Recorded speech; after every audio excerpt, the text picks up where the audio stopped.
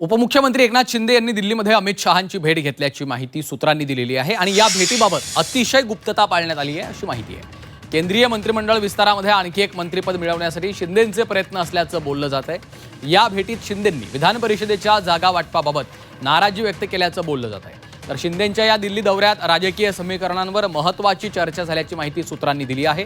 त्यामुळे शिंदेंच्या या भेटीनंतर महायुतीत हालचाली वाढण्याची शक्यता आहे। मात्र या भेटीनंतर शिवसेनेतली अस्वस्थता पुन्हा एकदा चर्चेचा विषय ठरलेली आहे। या भेटीबाबत प्रचंड गुप्तता पाळण्यात आली अशी सूत्रांची माहिती आहे।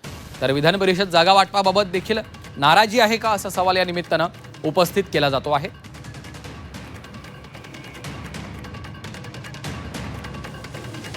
तर केंद्रात मंत्रिपद मिळवण्याचे देखील प्रयत्न आहेत का असा सवाल आता उपस्थित केला जातो आहे।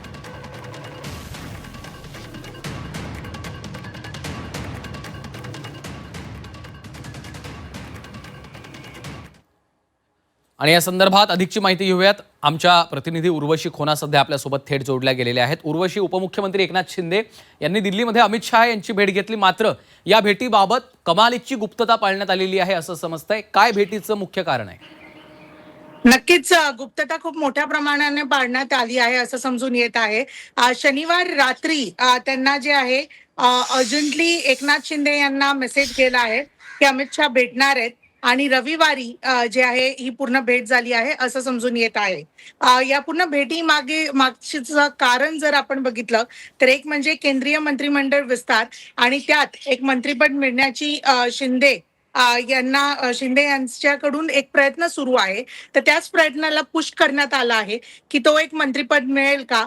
आणि त्याचबरोबर राज्यात ज्या प्रकाराची एक आताची स्थिती झाली आहे आणि जे एक अस्वस्थता विधान परिषदेच्या जागेवरून खास करून दिसून येत आहे, तर त्यासाठी पण अमित शहाकडे एकनाथ शिंदे गेलेले का, हा सुद्धा एक त्या पूर्ण चर्चेचा एक भाग आहे।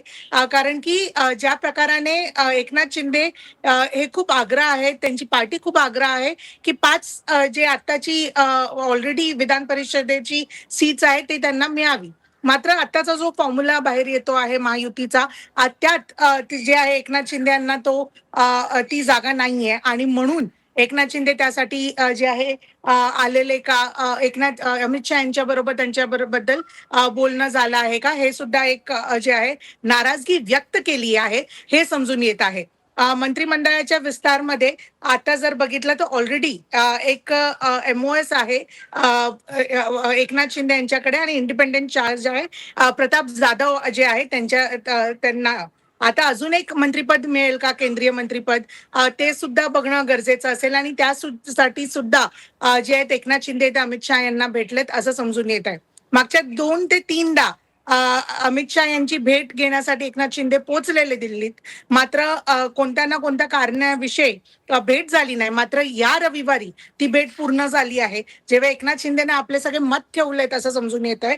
खास करून विधान परिषदेच्या जागेंवर आता सध्या जे महायुतीत सुरू आहे तालमेल एक नाहीये आणि एकनाथ शिंदे यांचा जो आग्रह आहे त्या संदर्भात जे आहे मोठ्या प्रमाणात हे आहे। आणि बरोबरच खूप एक अंडरलाईन आणि महत्वाचा पॉइंट म्हणजे ऑपरेशन टायगर जे आहे केव्हापासून सगळ्या गोष्टी रेडी आहे, मात्र ग्रीन सिग्नल आता अमित शहांना जेव्हा भेटले आहेत एकनाथ शिंदे, तर त्यांना ग्रीन सिग्नल भाजपकडून किंवा एनडीएचा महत्वाचा गट आहे पण एनडीएचा जो प्रमुख गट आहे त्यांच्याकडून ग्रीन सिग्नल मिळालं का, हे सुद्धा बघणं गरजेचं असेल।